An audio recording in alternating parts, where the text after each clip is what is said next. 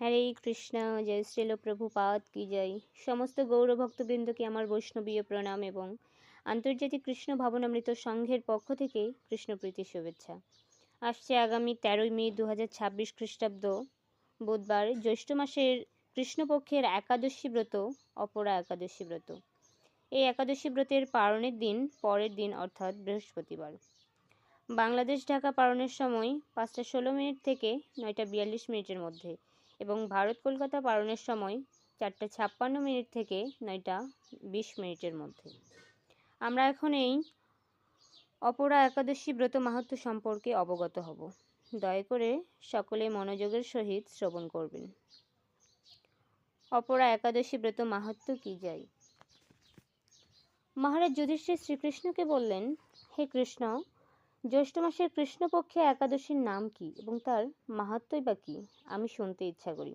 আপনি অনুগ্রহ করে তা বর্ণনা করুন। শ্রীকৃষ্ণ বললেন, হে মহারাজ, মানুষের মঙ্গলের জন্য আপনি খুব ভালো প্রশ্ন করেছেন। বহু পুণ্য প্রদানকারী, মহাপাপ বিনাশকারী ও পুত্রদানকারী এই একাদশী অপরা নামে খ্যাত। এই ব্রত পালনকারী ব্যক্তি জগতে প্রসিদ্ধি লাভ করে। ব্রহ্মহত্যা, গোহত্যা, ভ্রূণ হত্যা, পরনিন্দা, পরস্ত্রী গমন, মিথ্যা ভাষণ প্রভৃতি গুরুতর পাপ এই ব্রত পালনে নষ্ট হয়ে যায়। যারা মিথ্যা সাক্ষ্যদান করে, ওজন বিষয়ে ছলনা করে, শাস্ত্রের মিথ্যা ব্যাখ্যা প্রদান করে, জ্যোতিষের মিথ্যা গণনা ও মিথ্যা চিকিৎসায় রত থাকে, তারা সকলেই নরক যাতনা ভোগ করে। এ সমস্ত ব্যক্তিরাও যদি এই ব্রত পালন করে তবে তারা সমস্ত পাপ থেকে মুক্ত হয়।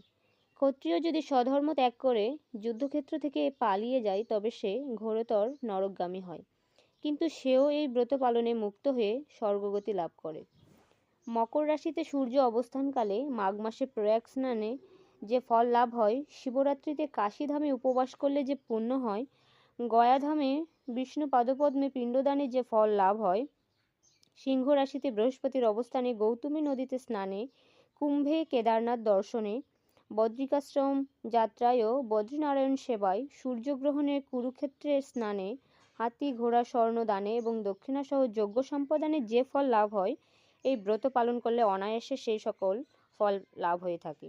এই অপরা ব্রত পাপরূপ বৃক্ষের কোঠার স্বরূপ, পাপরূপ কাষ্ঠের দাবাগ্নির মতো, পাপরূপ অন্ধকারের সূর্য সদৃশ এবং পাপহস্তির সিংহ স্বরূপ। এই ব্রত পালন না করে যে ব্যক্তি জীবন ধারণ করে, জলে বুদবুদের মতো তাদের জন্ম মৃত্যুই কেবল সার হয়।